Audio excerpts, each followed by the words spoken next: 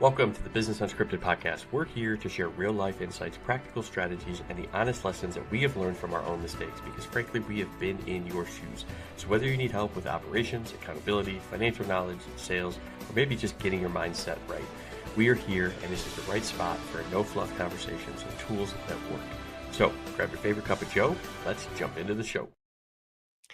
Grab your favorite cup of joe. Let's jump into the show, as that weird voiceover guy there says. But welcome to another Friday. Welcome to another episode of the Business Unscripted podcast. And here, if you're a business owner, you're an aspiring business owner, you're looking for some lessons to be learned or some strategy, some advisory, you're in the right spot. Dwarn and I here share every single week some of our struggles, our successes, our obstacles, ways that we've also helped our clients overcome different situations, we'll say, in their business and different opportunities. So you're in the right spot. Thank you for being here.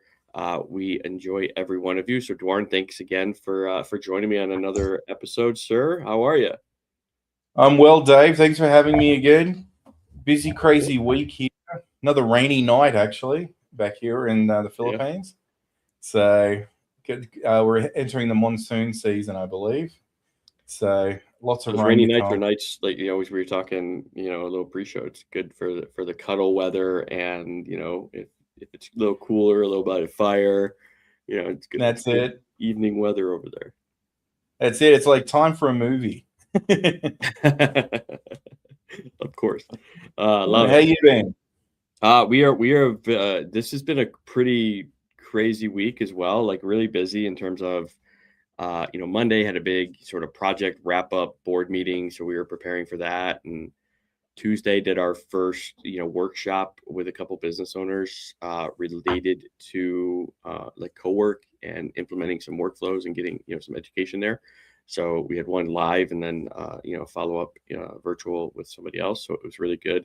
In there, it was interesting because, we had she's, I think, I don't know her exact age, but, she was more elderly, right? But she's still in business. And it just blew her mind what could actually be done with the workflows and taking some of the manual load off of, her day to day. And I think just being, open, having the eyes opened and being able to kind of provide that support, it's awesome to see that sort of like, oh my God, this is going to save me hours, and it was just as simple as, summarizing the emails and having it prompt what she should be following up on with her clients that she hasn't gotten a response from, and then creating the messaging coach in her co-work to, read not only how she writes, so it, learned and taught itself, but then also it can give feedback and then present the drafts in the executive summary every day to, say, hey, here's John, here's the draft email. You should respond to John. Here's what he said. Here's the change in this project. And there's so many other things that we want to do, which I'll start there. The biggest thing you can do when it comes to AI is just get one or two things done and get them working correctly. It's so easy to put one or two things in place and then want to do 3-4 other things that you think of. And then the first two things never get finalized, never get wrapped up, never get sort of fully polished. And I think that's one of the biggest lessons I've learned, especially over the last 2 or 3 months, as things change constantly in AI. Yeah.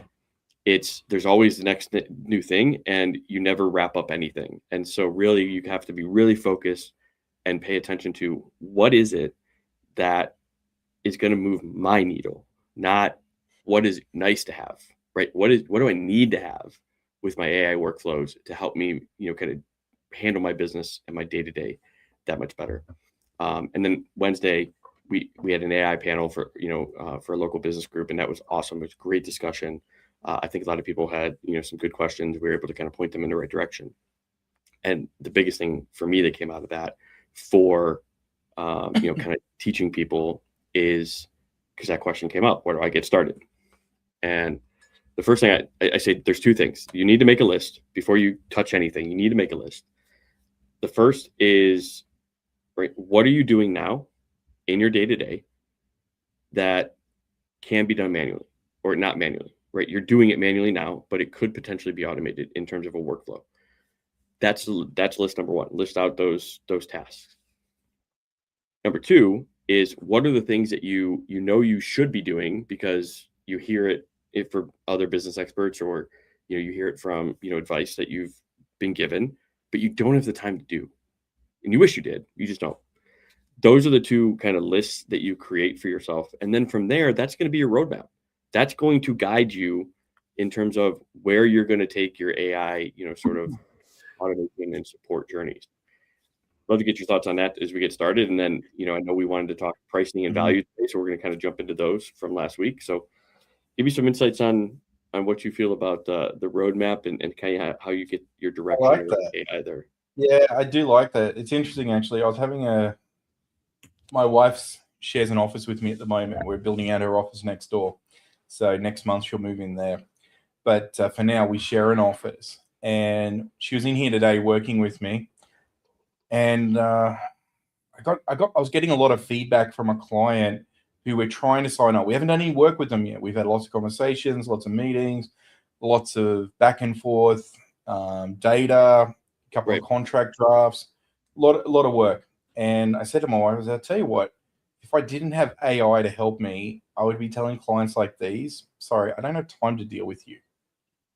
And that's the reality, right? Like, one of the things that came through is like there's this off-the-cuff comment based on a contract that we sent across where it was like, it'd be great to have like some sort of cheat sheet full of frequently asked questions and how to position this to our clients.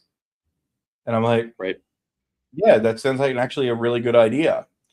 Give me an hour. I went and prepared something. And then send it back across. Oh, this is perfect. This is exactly what I was thinking. Great. Fantastic. Isn't it? It's amazing, right? Like, it is. It's I'm like, sure I couldn't have done that. I lost a deal years ago because the client didn't see the value in my proposal because it wasn't as pretty and as well laid out graphically as a competitor. I didn't give it to him in a PowerPoint presentation. I gave it in text format. It was very structured. It was very direct. It had everything that was needed and none of the extra. And I did that because I didn't have the time. And here's, go back to your Q&A really quick, right? Is how easy is this to create for yourself? Go back. You can grab all of your chats. If you transcribe them, drop them into a folder, direct co-work to that folder, and simply say, I want you to review these chat transcripts, which are from my client meetings, analyze what are the most common questions that the client is asking us, and then analyze what the responses have been across all the sessions, and make a suggested, sort of Q&A and improve how we answer this question. It's so easy for us to kind of create these things. I think ultimately, we don't think about them because it's out of sight, out of mind. And we think, oh, man, the workload on that's going to be, ginormous, and we're not going to be able to do that work. And it's like, no. Like, it's as simple as, now we just have to gather. And even now, sometimes you don't even have to gather. You just have to point it in the right direction.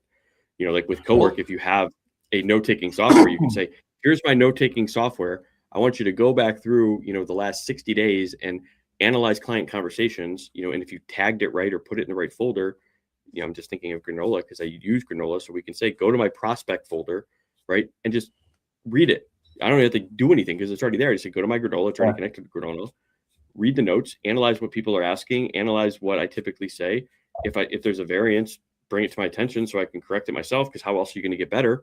And then create me a cheat sheet, that I can give out to future staff, or I can put on my website, all these different things that you could potentially do.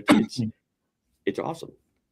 It is. And it's an even simpler option for me today, this was all in a conversation directed around a contractor's agreement.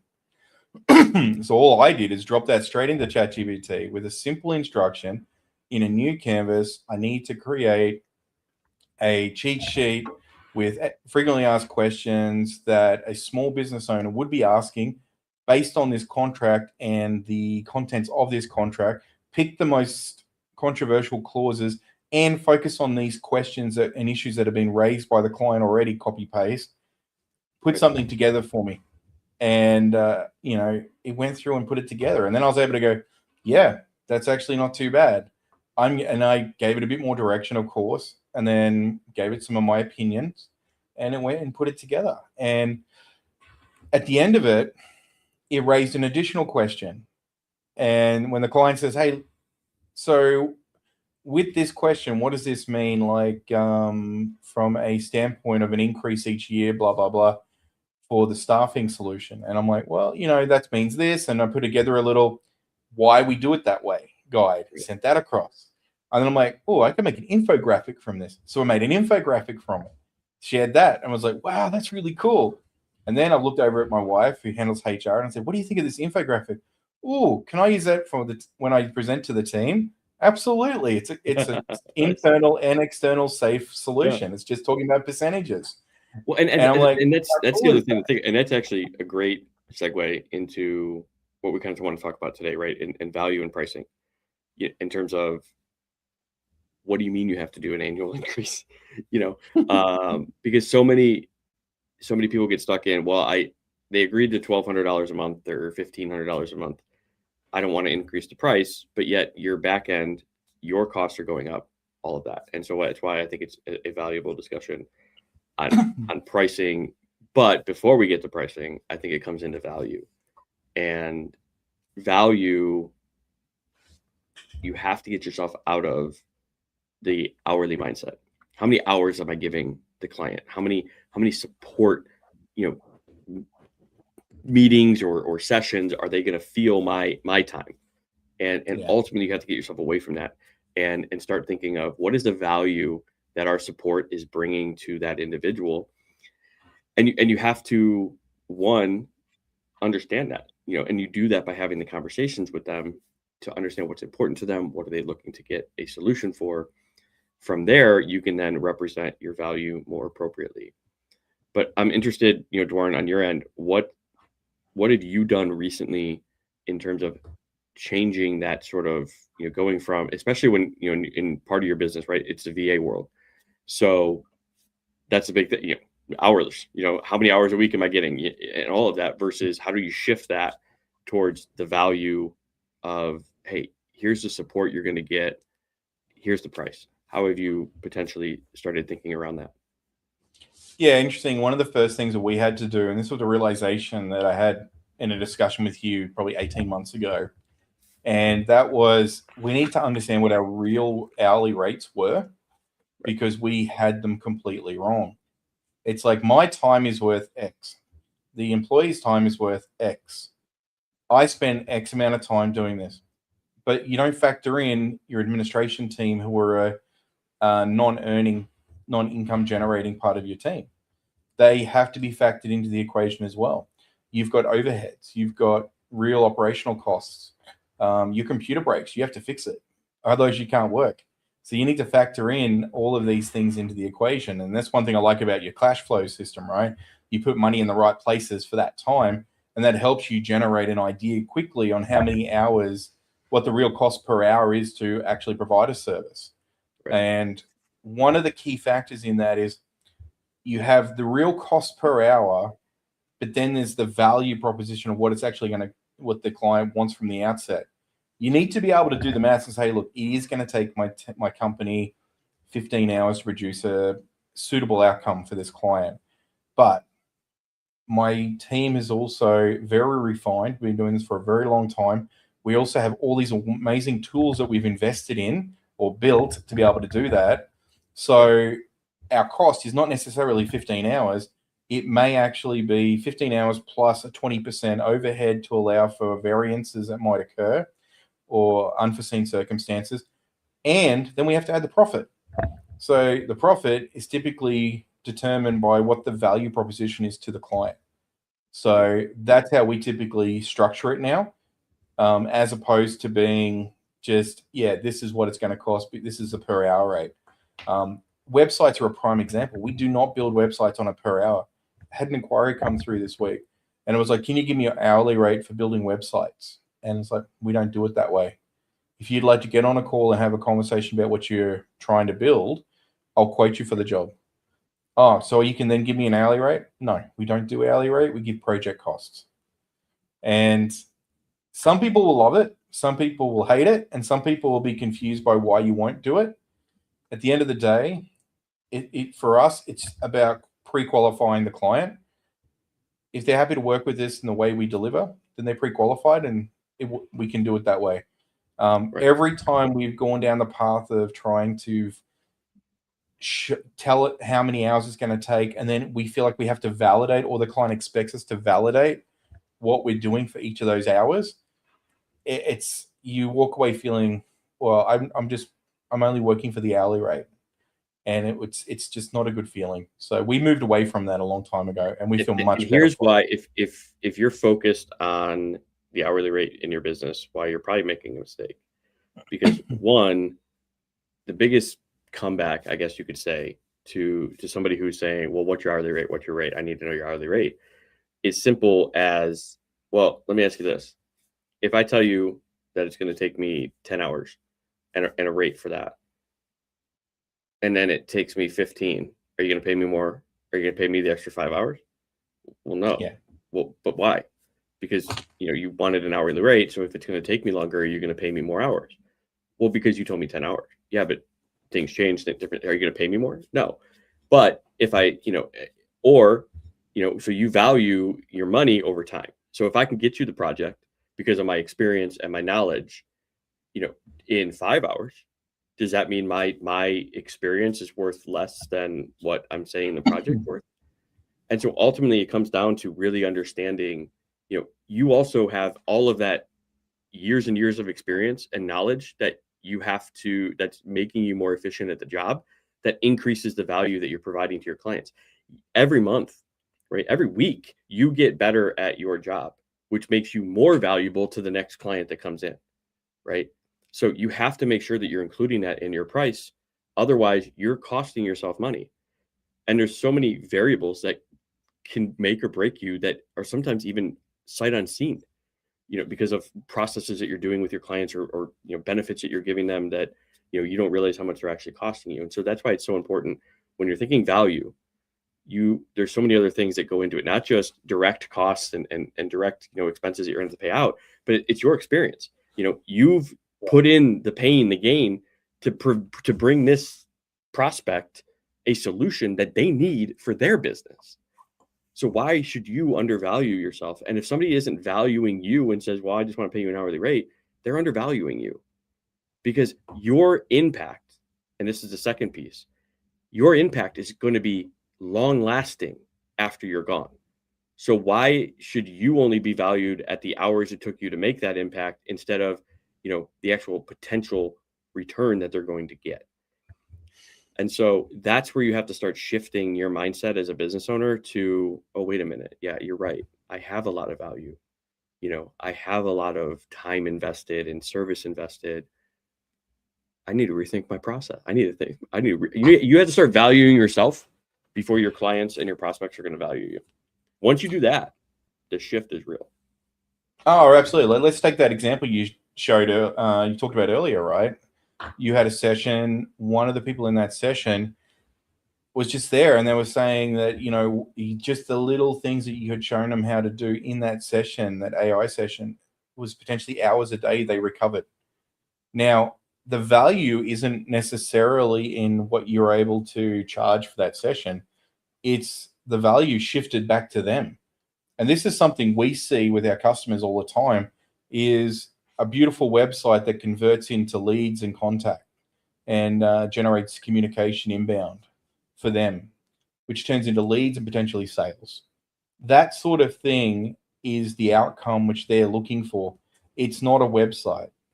They think it's a website until they realize the actual real purpose of the website is the outcome. And this is the same, like, people turning up at your sessions, they don't know where to start. So they think that signing up to a $20 subscription each month for an AI platform is the answer. But that's only part of it. That's like putting the key in the ignition and then not starting the car. It's like there's a lot more to it that goes with this. So one of the things that we witness all the time is when you start talking about these outcomes, don't go in the value proposition. The value proposition is not about what your value is from this. It's about what the client's value is. There could be something as simple as they want more time. Their dream outcome, right? You have to understand. It goes back to Alex Ramosi, right? He's got his value equation, right? And so it's, I'll probably butcher it, but high level dream outcome, right? What's the percentage likelihood that they're going to be able to achieve it, the time to get there, and then the money invested, right? And then you kind of figure out what that ratio is. And so for you to understand, the first thing you have to understand is what's our dream outcome. And if you go into a exploratory session or you go into a conversation and you don't understand that, and you're not letting them tell you that, you're wasting, right, that time with them, because you're not able to then articulate what the value is that you're going to be able to provide to them based on what their outcome is. It's not what you are, right? What your outcome is, what you hope their outcome is going to be. It's what's their dream outcome? How are you going to help them get there in terms of, reducing the perceived, likelihood of failure and increasing the likelihood of success? And if that combined, with the ratio of what's the investment and what's the time to get there, if that ratio is large enough, then it's going to be a no-brainer for people to make the decision to, kind of continue on and partner with you and go from there. However, if the perceived outcome, the perceived likelihood of success is closer to like a 1-to-1 ratio of investment and then time to get there, it's going to be that much harder to sell. So if you're having trouble closing, think back to all those conversations. Are you articulating your support and your program based on what your client's outcome is, what the client's likelihood of success is? Or have you been articulating it from, hey, these are the benefits of our service, here's what you're going to get out of this, and you don't even know if it even aligns with their outcome? And so that's why it's so important to understand value. And this is one thing, like sales, no matter what training you've done in sales, it always comes down to an emotional response. And the emotional response most people associate with their desired outcome is what you're looking for. Right. And this is where I love that neural emotional persuasion questioning. I love the simplicity of just asking the right questions to generate the thinking required from both parties to help deliver the right outcome. And one of the most valuable things as a business owner you can do is qualify a person quickly that you're talking to, a lead that you're talking to quickly, because they may not be the right fit for you. You may not be able to give them the value that they want, or maybe your value isn't what their outcome is, not going to match it. And you should know that really, really quickly. So if you don't understand your own value with your services and products, and you're not asking for what their desired value outcome is, you can't decide whether you're the right fit or not. So it's a very, very important step. And I think a lot of businesses, they miss that. When they go in to do sales and when they go in to sell their product, they miss it. And I know it's a bit of a cliche, but one of the best techniques on learning how that works is a good car salesman. A good car salesman gets you envisioning driving the vehicle, using the vehicle, picking the kids up from school, going to soccer practice, going out on the weekend for, family dinner, those sort of things. It's about picturing that outcome that's desired for the person coming in to purchase a product.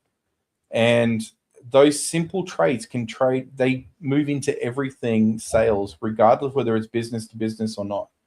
Because even if you're doing corporate business sales, there's an outcome there which is driven by an emotion. The outcome is driven by an emotion, and you've got to ask what that is. And that's typically the huge value add that you can add to the sale.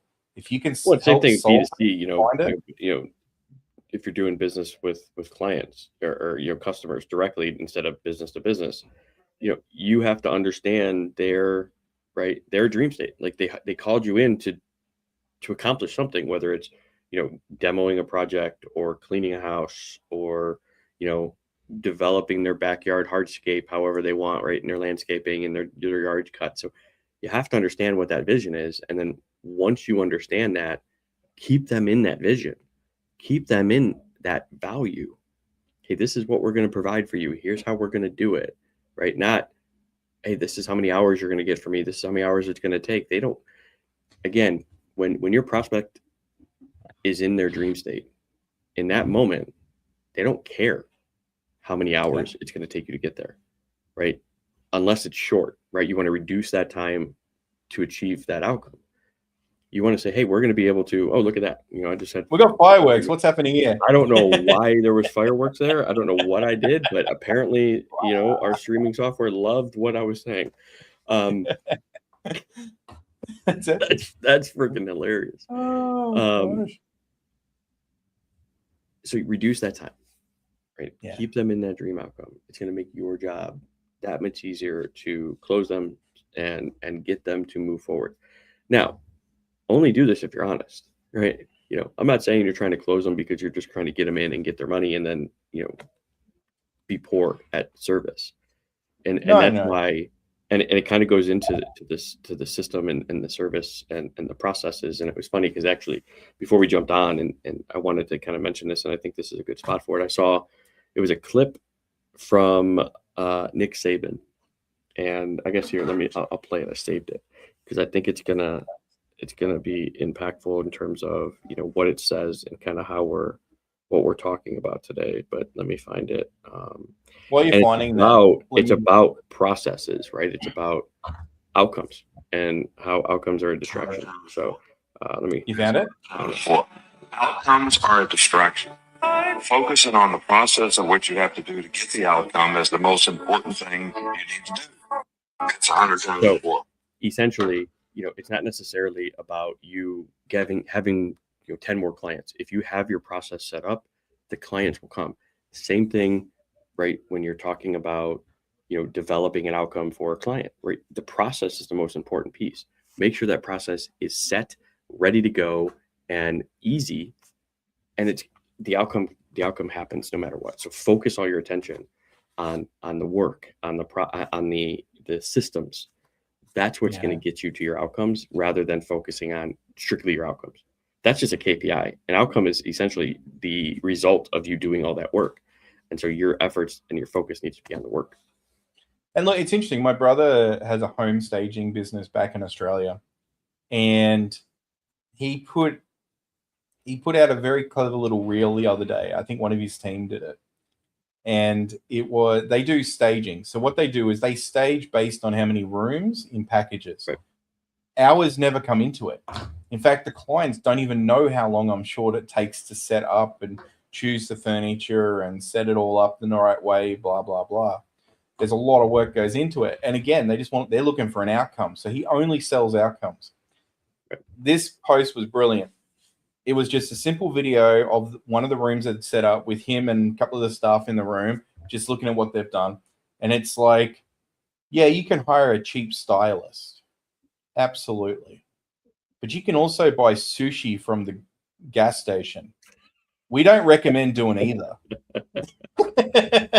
And I was like, wow, what a way to say our value is here.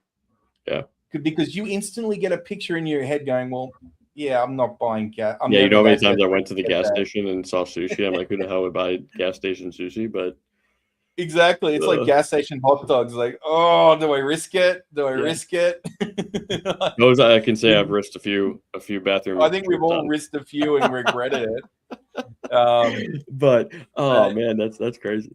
Isn't that simple? But I mean, it's a great simple analogy of, you know, just showing your value without actually pushing too hard or being arrogant about it either. But every business has a value proposition, and all you got to do is match that value proposition once you figure out what it is. And you know how you're going to figure that out? Your clients are going to tell you. Mm-hmm. They're going to tell you why they chose you. They're going to tell you why they're working it. By being quiet and letting them talk and tell themselves, and then they're going to tell you. That's how you do it. Jeremy Miner, that's it. Like that's probably been the most impactful piece of training, you know, because obviously if you're like me and you're just getting into business and you came from the corporate world, you probably don't have sales experience. I was never a salesman. I was in finance and accounting and leadership. It's like I didn't sell anything. I didn't have to, except I sold myself in an interview to try to get a job. That was the only kind of sales I was ever had to do in my entire life. So I didn't know anything about sales. For a year and a half, I sucked at it. I really did. I probably, I probably still am mediocre. I wouldn't say, I'm not top, but going through that. You're heaps better than when we first met, Dave. Don't sell yourself short. Exactly. And so, but going through Jeremy Miner's, and learning the NEPQ and then continuing to practice it and integrating it into our processes and our systems, and then helping others integrate it in theirs, it's tenfold what you could potentially do as a business owner by just learning, right? And integrating the process of shutting up and listening and knowing what questions to ask when, Yep. And so it's crazy, but you can't be in somebody else's mind. And so the most important thing that you need to understand is you need to understand what their dream outcome is. But how are you going to get that? As we said, you have to shut up and you have to let them tell you. Yeah. And that's it. And that that's requires the only way you're ever going to understand it. Question. Right. You have to start with a series of the questioning, which then you just have to shut up and listen to the answers. And people always say to me, like, well, how do you know which questions? Well, you have 2 or 3 starter questions, and then everything else is pretty straightforward at that point. You're just carrying on the conversation. And essentially you kind of know how and again, we're not going to go into the NEPQ model here. Like Jeremy Miner, go look him up, 7th level. He's got his free black book of questions, which he goes out, which I got to say, off topic here, like he's got some interesting, ads lately in terms of, like his, like he's got one where he's talking to a lady who's like drowning in water in a cubicle. And then he's got another one where, I haven't seen these. Yeah. From what was it? The Wolf of Wall Street. When he's sitting there with Matthew McConaughey and he's doing this, he did another one. So he's done it. He's gotten a lot of like AI generated, but it's it's him, but he's in these AI scenes, right? And so it's pretty. I got to say, his team is pretty creative with his content around the black book of questions and getting it out there. But I would say it's 100%. Like go look it up. I'm no expert in it. I've gone through the training, but I teach everybody on it in terms of what I know. But if you want a deeper level, more of that, you definitely need to go look at him. But 100%. And I totally forgot where I was going before that. So I'm old. Yeah, it's all about questions, right? Yeah. It's about knowing how to carry on that conversation. It's just knowing which questions to ask. And when you listen and get a response, you typically are going to want to ask another question because you're inquisitive. And that's right. You can carry on a conversation pretty quickly. I think that's where you were heading with that. Okay. Well, and I think so. If you understand the process of NEPQ, there's stages that you're going to go through with your client, and the idea is that you're not asking set questions every single time to get to the end. It's here's how these questions are formulated. Here's what to listen for, and then when to move to the next stage. But also here's how to probe deeper. So many people, when you ask an initial question, are getting to give you a surface answer. For quick example, you may ask a prospect, how does this make you feel that you're facing this objection or this obstacle right now? I'm frustrated and I'm angry. Frustrated? Angry? Like just doing that, repeating the emotional word back to them signals them to dive deeper and to tell you a little bit more about why they're frustrated or what they're angry about. And the beauty of that skill right there is that it goes way beyond business. I've used that. It's in personal life. You can use that same thing, whether it's a spouse, significant other. Yep. And they say, I'm feeling angry. I'm feeling overwhelmed. And then they're going to respond. I've done it. And it works in text message too. If somebody's like, hey, I'm feeling a little, upset right now. Upset, ? And then they feel compelled to dive deeper. You can do the same thing with your prospects in a prospect call. So it's crazy how once you start learning that skill and integrating it and repeating it, how it can really change your entire, kind of life, not just business, but life. Well, it's a value proposition. It's a skill that has a value for you as a business owner and as a person. Mm-hmm. Like pretty much the only times that doesn't work for me is when I'm trying to talk to the dogs and get them to do something. They don't seem to respond as well. Yeah, it's got to be the same species. We'll go there. But they aren't persuaded by anything but treats and food. That's for sure. Like legit, right? It's like, come on. And if there's a fleas, well, they're a bit irritated at that point too. So get me clean. Exactly. But isn't it crazy? I mean, when we start looking at this, it's not that complicated. And like, I get really frustrated when I see hundreds and hundreds and hundreds and hundreds of videos out on YouTube with all these gurus and coaches, and they're all trying to say you have to follow this exact formula to make this work. And it's like, well, no, you don't have to follow an exact formula. You just have to understand some of the fundamentals, and you can go and watch hundreds of videos if you want to, but probably don't have time to. So just pick a couple of people and a couple of processes and things that you think are going to work for you and give them a try. And soon enough, you're going to pick up what's got value for you, and then just do the same thing over and over. If it's working, just keep doing it, repeat it, refine it, and improve it. Don't just feel like you have to change it. The only reason you would change your sales process is if it's not working. That's when you start looking at it. And don't change it too quick, because what you might find is you're just fishing in the wrong pond. That's the other thing. And I think too, well, I think it was an Alex Hormozi video, but it was really kind of eye-opening, because you see, when people think of sales, they're like, oh my God, I closed 80%, right? Or I closed 75% or 70, whatever it is. And they think like they're balling, and maybe they're making good money at that point. But here's the thing. You don't want your close rate to be 70, 80%, especially when you're a small business owner, unless one, you have a team to support them, which we've talked about before, the systems in place in order to handle those. But two, if you are closing at that rate, you're underpriced. So many people, if 80% of the people you talk to are like, yep, sign me up, right? Unless it's like a ChatGPT where it's like it's a SaaS, right? But if you're like a service where it's like there's some attention and some program that you have to offer, and 80% of the people are closing, that's because you're underpriced. It's that simple, because you're literally giving them so much value, and it's like, oh yeah, okay, here's my card. You should shoot to be around 30 to 40% close rate. That's when you know you're ideally at the place of pricing with value, is 30 to 40% close rate. The other thing to add to that too, though, Dave, is if you're at 80%, how many conversations you're actually having? True. Because that's the other flip side of that. If you're only having 3 conversations a week and you're closing 2 of the 3 sales, that's a great success rate. But what would happen if you moved that to 10 conversations? Would that still be 2 sales? Would you have the capacity, right? Or exactly.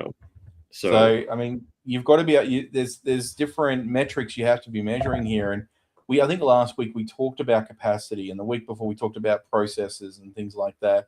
All of these things have their place in the process of getting the sales. But today, from a value and a positioning point of view, you really just need to understand what your capability is as well, because that's another part you can play into your value is scarcity.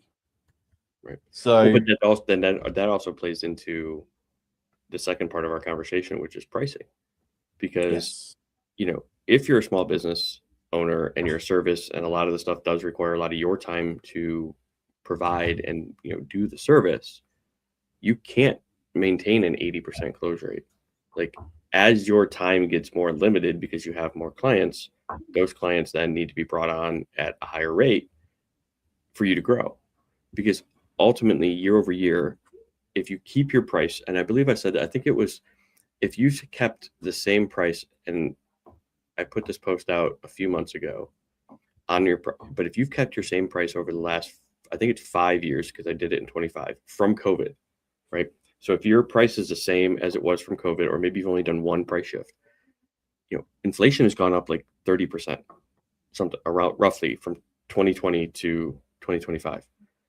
So if your pricing is the same, you've actually effectively given yourself a pay cut of that same 20-ish% of your buying power out in the market.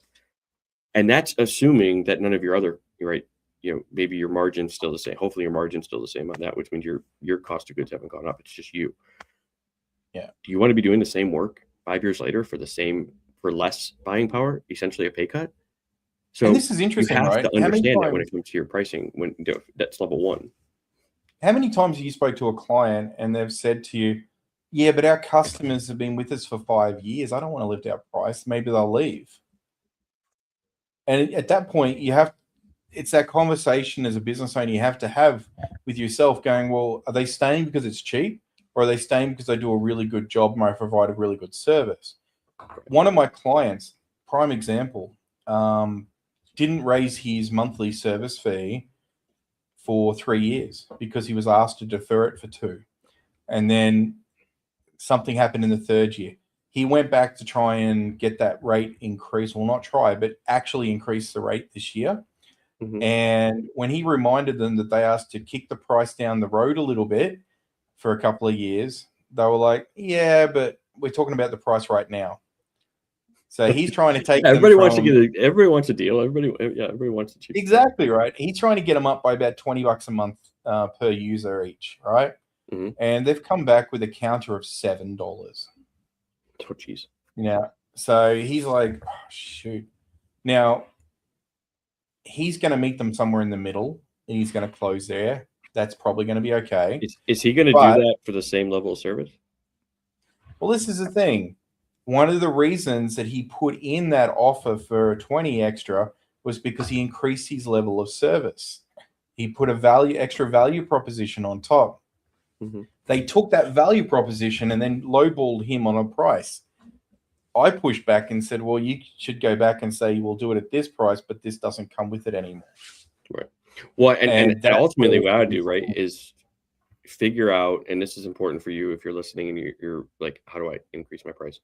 So one, if the same level of service that you're providing needs to be a higher price, you go to them and you know, and we've talked about what to do in a price change, right? You figure out the medium that you need to do, whether it's one-to-one, phone call,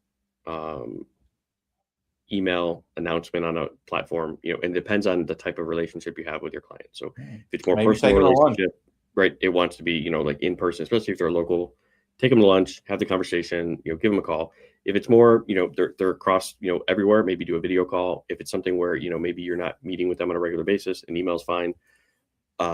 If it's a SaaS, right, you can probably just put the pricing change across the platform, right? However, in this case is a prime example of, you know, we want to increase our price for this package, and we're adding this extra layer of service to that package. This is the new price. And what I would suggest to a lot of people is you would go and say, you know, based on your package where you're at, right, we're grandfathering this old package out as of XYZ date. This is the new package that is equivalent. However, you also get A, B, and C of extra, right, service in this new package as we're updating our program and our service. The new price is going to be about $20 more a month. In their case, you know, they're going to come back, well, we have funding for $7 more a month. Okay, well, this is the lower level package, which is actually only $5 more than what you're already paying. However, you're not getting X, Y, and Z from the package, and you're also going to lose, right, this service that you're already receiving. You know, and so what that then makes them choose is, one, now it's not a negotiation. It's, here's the two things that we are now offering. Which one do you feel is going to best support you and your business? Which outcome do you want? Mm-hmm. And it's ultimately, and what I would do is really take away something that they're already receiving in that lower level package. And there should be, because it's a lower level package. They shouldn't get their same service for a lower increase. And that's going to kind of force them to make the decision of, was this vital to us that we were getting, you know, the piece of that they're taking away, or is what they're adding in way more valuable to us and going to help us, you know, achieve our outcome and our goals. And that's when you're doing a price conversation, is those added values that you're adding into your package and your service. You should know your clients very well that it's going to help them do more. More often than not, it's something that you've already been sort of maybe briefly giving them access to as your current level, as you're rolling out something new. And now you're adding it in, and they're already going to see that sort of value of like, oh, I get this now on a regular basis instead of like one off. And so solving a pain point which you're aware of, or something like that. And Yes. and this, you're right there. It's a common thing that gets overlooked. Instantly, it's like, oh no, I can't provide that level of service at that price. Well, don't provide that. You're devaluing what your solution is. provide a solution at the value proposition that matches what they're willing to pay. Yep. Happy medium. And remember what we said earlier in this conversation is every year your value goes up and up and up because you're more efficient, you're more knowledge, you're more experienced. You've done a lot more experience in that industry. Your value is now higher month over month, year over year. So if you're keeping your price the same year over year, you're devaluing yourself. The clients aren't devaluing you. You're devaluing yourself because you're not going through that process of reviewing your pricing and updating your pricing. I would say at a minimum every year, but sometimes depending on your costs, depending on what sort of industry you're in, this could be, quarterly, semi-annually. It needs to be done. Yeah. And so when we think of pricing, go ahead. Sorry. The same thing goes, like one of the things I put together today was a documentation for a deal I was working with a client, and it was related to outsourced staffing. And one of the things that we were working on is I asked HR for some documentation on how we work out evaluations based on increases for annual increase for staffing. Okay. And I'm looking at this and I'm like, explain the numbers. And it was described that a previous employee who worked for us and held the role of HR manager 6-7 years ago used this, and it had come from a retail industry. And one thing that was really glaringly obvious to me was the longer tenure that people with you, they felt it was okay to reduce the increase percentage significantly, to the point where if you had been with us for 1 year, the increase was 3 times more that you were potentially capable of earning than in year 5. And I'm like, well, so why are we not? But that's not how we work. We actually reward. We generally pay about the same every year. And what I realized is this is exactly the same scenario when we give clients a price, and then 5 years later, we're like, well, hang on. We've been increasing all the staff salaries that deliver the services to you. All of our costs have gone up. We've added extra value in. It makes sense that we should be increasing these things. We factor it into contracts now. Our contracts are written for 12-month annual cycles with written in that we will be increasing by a minimum of X percentage per year. Right. It's written based on a performance level matrix evaluation. And that's pretty much written into the contracts now. And the reason we did that was because we set expectations with people, because what would happen is when you go back and say, look, we're going to be increasing the contract by 10% this year. Oh, that's a big increase. Well, the contract, it actually states 15%. We're only going to be increasing it by 10 for you. Oh, does it? Oh, that's great then. Thanks for that. It's a much better pill to swallow. It's a much easier pill to swallow for sure. Exactly. And it's like, okay, cool. But when you think about it, when you think like 10% is not, you're not making buku dollars off a 10% price increase for people, because essentially more often than not, everybody else that you're bringing in, like if your staff salaries went up, let's say 3, 4, even 5%, well, now your taxes also went up. So that's another, kind of dollar, out of that pocket. And in Philippines, right, you actually have to put up away, I don't know why we don't have that here, right? You get that whole 13-month salary as a benefit, right? So it's like you have this whole extra month that you have to pay people for, as sort of like a year-end bonus that everybody gets built in, and so your costs are going. So at 10%, and you have to understand this, like, especially if you're in business, you should be the ones that should understand this the most, because if somebody's saying, hey, my cost is going to go up, and they're supportive of you and they've helped you gotten somewhere, stop arguing with them unless it's really asinine. Okay, I get it. Like if they're saying, hey, my price would go up 100%. What? Like what's changing? Oh, no, nothing. Exactly. I'm just doubling my price. Okay, now you can push back. But if they're saying like, hey, our prices got to go up 10, 15% this year, what does that look like? Great. Like don't push back, understand it, as long as they're value. Like, hey, our costs are going up.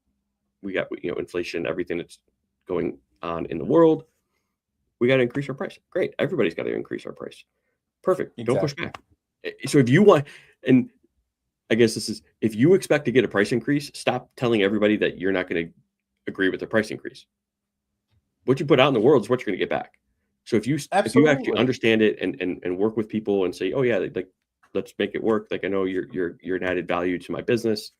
Here it is, and then you want to turn around and expect somebody else to give you a price increase, though, right?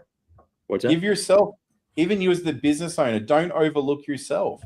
This is one of the things you talk about in cash flow, right? Is making sure that you actually give yourself an increase occasionally as well. Because if you're still earning the same amount that you were earning 3 years ago, you're making less money than you were 3 years ago. And that's not good for anyone either. So stop undervaluing yourself in this and understand that, you can ask for more from a client with these increases as long as you can demonstrate value. And you might think, oh, yeah, but I'm doing half the work now because I've got tools that make it easier. And I'm capable of doing that because I've got the experience in doing that now. Then we go back to the outcome value proposition that we were talking about before, not the hourly rate proposition. Right. And you're focused on what value you're bringing to your clients. Just because you're more efficient at doing and providing that outcome, why should you be penalized for that? Like you've taken the time to invest your own time to make that process, to generate those workflows that make that outcome available to your client. You don't want to work with me, great, but you're not going to get the outcome. And I think, the one thing to look at long term is stop doing these 3-year contracts or these price locks. I think it was the big thing that I heard from what you were just saying too, is you should never have a price lock more than 12 months and just say after the 12 months, we reserve the right to increase pricing. However, every year it'll be maxed out at X%. And then as you said, you don't necessarily have to go that percentage every time if you don't need to, but it's already there. And that's why it's so important to have agreements and all that stuff in place, which we talked about again. And that's next episode, is agreements and contracts and why you need to have them as a business. Even if you don't want to lock people in, why it's still important to have an agreement with them. And so when I think of pricing, and everybody's like, well, what do I charge in terms of like price to, investment and all of this? And how do I know I'm priced right? And so before the golden ratio was roughly around like 3-to-1, of pricing to costs, typically where you wanted to be. However, that ratio is more, and if we think of and this was the golden ratio around like lifetime value to acquisition for a client. Golden ratio minimum is 3-to-1. However, that's if that process is completely automated. So it requires no human interaction, right? So you built the system, you built the workflow. So, the cost of acquisition leads right into, an automated workflow, automated follow-up, no sales call whatsoever, right? They're invested in whatever that you're providing. That's your 3-to-1. Now, as you integrate more human interaction, you have to increase that ratio and expectation higher. So if there's the entire process is human, you want to have something 12, 13, 14-to-1, because you have all those back end costs that aren't considered part of your acquisition costs. Your acquisition costs are your marketing dollar spend, right? But you have all these other costs that go along with it from your operating side. And so that's why you want to have this 12, 13, 14-to-1 ratio when you have the entire process human. And then as you kind of integrate AI in the process, you can shoot for, maybe a 5-to-1 ratio or an 8-to-1 ratio, depending on how many steps are in your process. And this is why, as a business, one scenario is not the same for everybody. We can talk generalities, but in reality, in your business, right? You're watching this, your business, you have to map out that process. You have to map out, what are my sales steps? What's automated? What's human interaction? And then from there, okay, well, this is the ratio then that I should be shooting for. And this is why. And you have to map that out, but so many people don't. You right now, if you're watching live or the replay, we can see who's watching. Think of your sales process. Can you tell me right now, put in the comments right now, tell me in the comments, and I can see the comments, How many steps are in your sales process? Put in the comments right now. If you're, you see the ones watching it, or if you're watching the replay, put in the comments, how many steps are in your sales process? And then how many of those are AI or automated versus requires a human touch? If you're a business owner, drop it. Because I think that's important for you to realize. And if you can't, because you don't know, well, this is your homework for today, would be to go map out your sales process so you can understand what is the ratio that I need to actually be successful in my marketing, in my sales, in my acquisition of new clients. That's where you need to, that's going to be the first driving factor of your pricing. But yeah, and it's interesting. It depends on several others. We've got a lot, like I've spoke to a bunch of clients and stuff in the past, and they go, like, they're builders or they're contractors, and they'll go out after tenders. And as we all know, tenders take a long time to put together. They have a high rate of not being successful. So what tends to happen is when they're going in doing these tender processes, they invest a lot of time. And when they don't win one, they tend to give up. And that whole process, that's a sales cycle which requires you to be in there playing all the time. You need to be in there. So if your entire business model is designed around getting like tenders and trying to win these tenders because they're so great. And when you say tender, so just because it's language, yeah. Right? So that's like estimates, right? Giving a proposal. That's our process over here in the US. If you have to do a lot of proposals, it's a little bit different to that. It's like when you're invited to quote on a particular job. It's a very specific process. So it's like an RFP over here, like an actual request for proposal. Request form, same. Over here. Yep. That would be it. Okay. So those jobs are typically, they're a very tedious process to do. Now, a lot of lucrative contracts can be won from those, but you need to make sure you balance that process out. And this is where you have to be smart with your sales process. You need to know, if I'm going to do, for every one tender that I do, I need to do 10 regular proposals out to clients for different jobs that I've got a high rate of winning as well. And you're not relying on just that one. And all of this comes down to just making sure you understand what your sales process is, what it looks like, what your real investment is. Like I said right at the beginning of today, like if it wasn't for AI, I probably would turn clients away on certain projects because it takes too long to put documentation together for them. They've got too many requests and requirements and upfront demands to make a decision. Now, if I was offering a cookie cutter solution, which was just, here's my collateral, thank you very much. Read it. If you're happy, we'll have a conversation. We'll sign a contract. Thank you. But when you start talking about fully customized solutions like staffing, marketing strategies and plans, websites, these things require a little bit more forethought, a little bit more action. And a lot of the stuff we do is all white label partnership related. So that takes a little bit of relationship building and back and forth negotiation at the beginning. And we factor that in. But then we look at long term, once those relationships are in place, that could actually mean 3, 4, 5 very quick, easy sales every month. Because we're not doing as much of the groundwork. It's coming in as heavily referred, and we're able to get those deals signed quicker. So you've got to work out what your sales process is.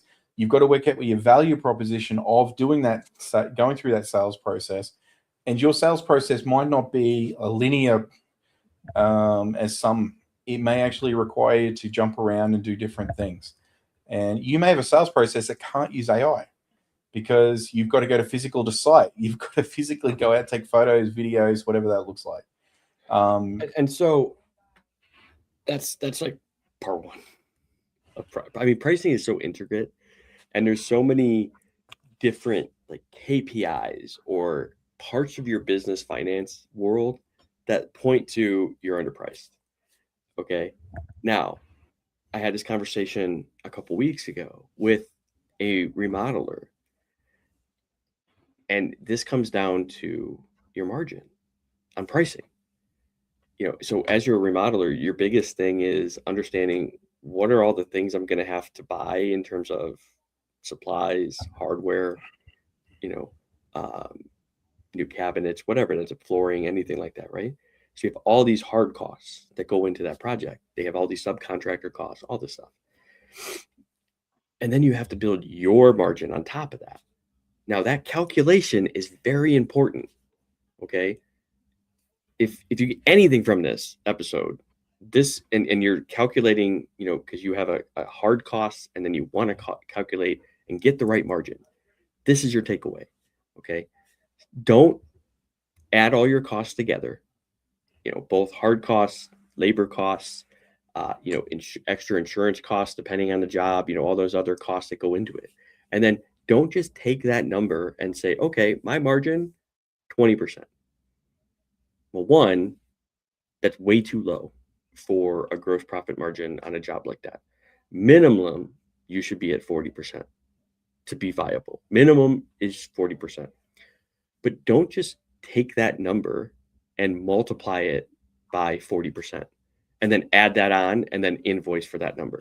So, for example, let's give this just quick calculation here. So let's say that you have $10,000 of direct costs and you want a 40% margin. Okay. Easy math, $4,000. You're like, oh, I'm going to invoice 14,000. Okay, great. However, if you take that 4,000 and then you divide that by the $14,000 invoice that you just sent, your gross margin is only 28.5%. And you're wondering, why I do 40% for everything. Why aren't I getting a 40% margin? Why is it only coming in at like 28, 29? Well, because your calculation's wrong. How you actually calculate your gross profit based off of your costs is you're going to take that 10,000, okay, and then you're going to divide it by 1 minus the gross profit margin that you want in decimal format. So in this case, if you want a 40% margin, you're going to divide the 10,000 by 1 minus 0.4, which is 0.6. So when I divide it by 0.6, now my invoice is $16,666.66. Okay. A difference of $2,600 in invoicing to get the 40%. But if I subtract my $10,000 of costs, my gross profit, 6,666, divide that by 16,667, roughly. And then that gives me 39.99%, 40%. So many times I've had this conversation with owners who are like, I can't hit my margin. I do it, or I am calculating it, cost times 40%, adding it, and my margin comes in lower. Your calculation's wrong. I'd never heard that. Thing is going to fix your business. If you take anything away from today's conversation, this one calculation of actually fixing your gross profit is going to make you more profitable from anything else. And if that's the case, then you owe me by coming back here, me and Dwarren coming back here, liking this video and sharing it, because that one piece of information should make you thousands and thousands and thousands of dollars if you're doing it correctly this month and next month and then month after. That piece of information right there, how you calculate your gross profit margin, is going to make you thousands of dollars from this month forward. And if it doesn't, you're probably not selling anything. So I hope you take that away. That is really clever. I had not actually ever, I knew that was a case of dropping the margins. I didn't know that was how you calculated it. That is it's actually quite simple and elegant in the way it's done, but it's so effective. Like you just demonstrated, that's a 2,000 plus increase. And when you start taking into consideration things like that 28.5% you're originally talking about, you're going to lose whatever the transactional bank fees are. That's an extra couple of percent. Correct. You're going to then have to pay tax. So you're going to lose a little bit more on that when you do the tax component of that. And so this is how I explain it as well, right? If somebody says, well, I want to do 20%, I need 20% gross profit margin because it's the only way, if you're a remodel, you're in a service business. You're saying, I need 20% because that's pretty much the industry standard. And it's how I lock in all my jobs. It's how I get all my jobs. Well, one, you're not at 20%. If you're doing it the old way, you're at like 15% anyways, which is, costing you money. However, my follow-up question to that is, well, what do you want your net profit to be? Like, what's your ideal net profit? And you're like, well, maybe 20%, 15, 20%. Okay. So if you're at 20% gross profit, how do you expect to have 20% net profit?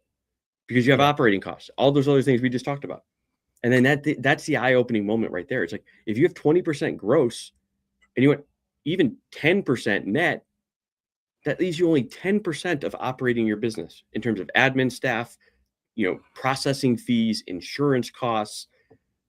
And then that's the eye-opening moment for so many business owners, because it's like, oh, well, no wonder why I can never get to a 10, 15% margin, because I'm only shooting for a 20% gross profit margin. Yeah, you're right. Yeah. That's why you have to shoot for a minimum of 40, because then it gives you the room to actually operate your business. Because if you don't give yourself the room to operate your business, you're never going to be profitable, no matter what. And you cash can't make management decisions. system And you follow. can't make decisions when shit hits the fan. Like if you need to shift and pivot in the middle of a job and you don't, and your contract's written in such a way you can't go and charge the client because it's fallen on you to be the problem, you can't make those adjustments and changes. Right. You know, you might have an accident. If you're doing refitting, it could be a marble top that's been dropped by one of your team. And what are you going to do? You can't, you can try and take it up with the supplier, but you can't install it. You have to replace it. It's a cost to the job. You don't have the margin.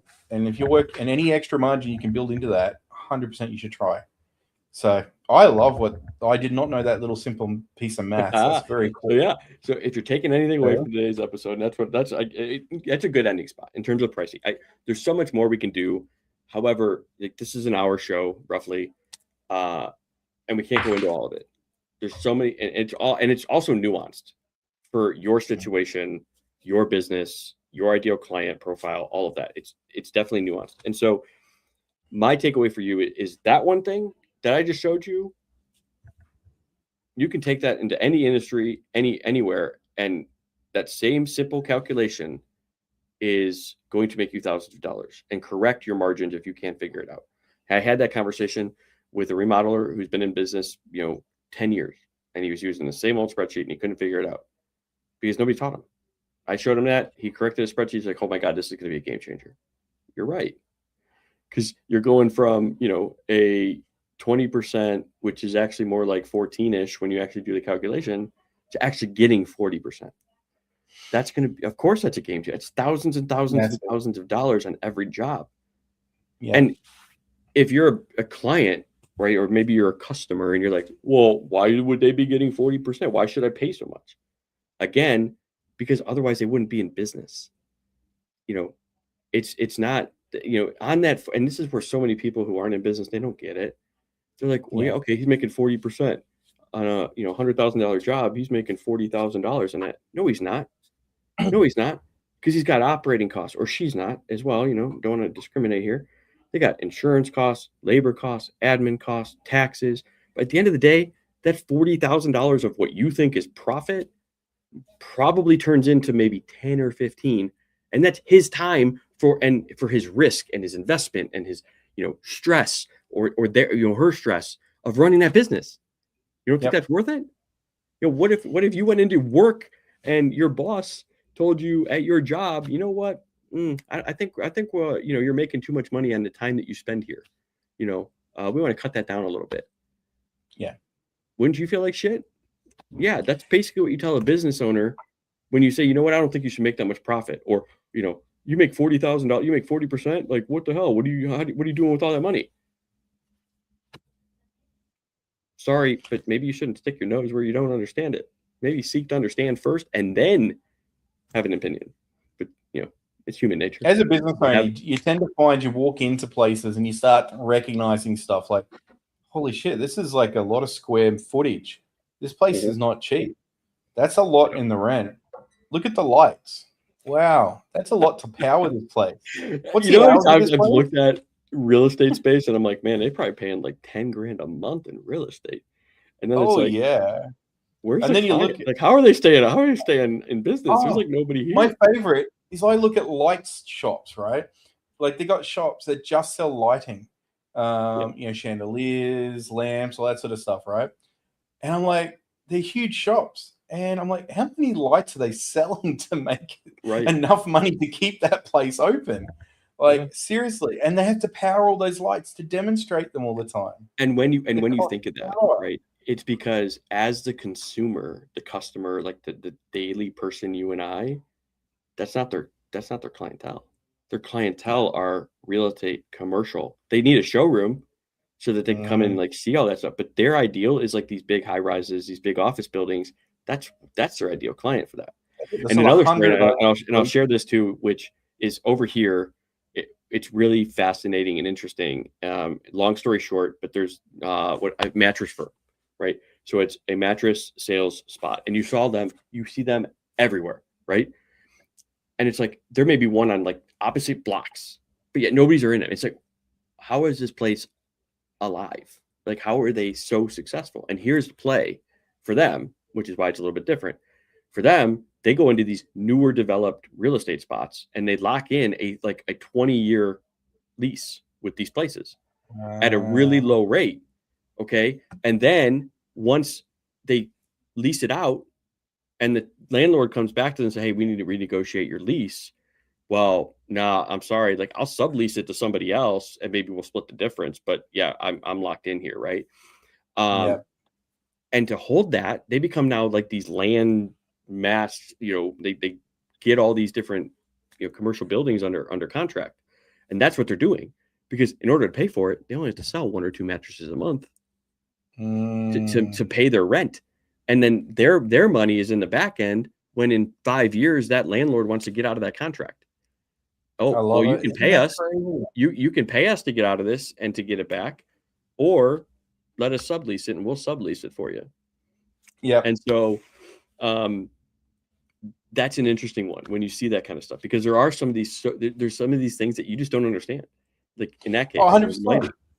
Like I sat with an owner. I sat with a restaurant owner during just after the COVID period, and he said it was really tough. He didn't let any staff go. He managed to keep them going for 18 months during 12 months of closures, and 18 months of very restricted hours. And I said to him, I said, how are you keeping things going? And I said, you can't be that busy. I said, no, we're not. We've got maybe a couple of people at a time in here. That's it. And I'm like, he goes, but we've got a wholesale business which actually produces all of these meats and small and meat goods and hams and curing the sausages and cheeses. And I'm like, oh, and we've got contracts with all these big supermarkets that are now supplying everybody because there's no restaurants open. So our sales are actually up because of that. And I'm like, oh my God. That's the key right there. We'll end with that because that's a good one, right? And it's sometimes in business, you have to think outside the box. Yeah. And the other example of that always stands out to me, and we've talked about it on this show a lot, right? It's the Savannah Bananas, right? During COVID, another COVID example, right? They're a baseball team, right? When they're just kind of getting up and started, they turned into like drive-through experiences during COVID, and they had one of their most profitable years because of that. But they're a baseball team, a baseball organization. And it's like, How did you make money during COVID when nobody was in stadiums or anything like that? And it's because they thought outside the box. And so sometimes you have to think of that too.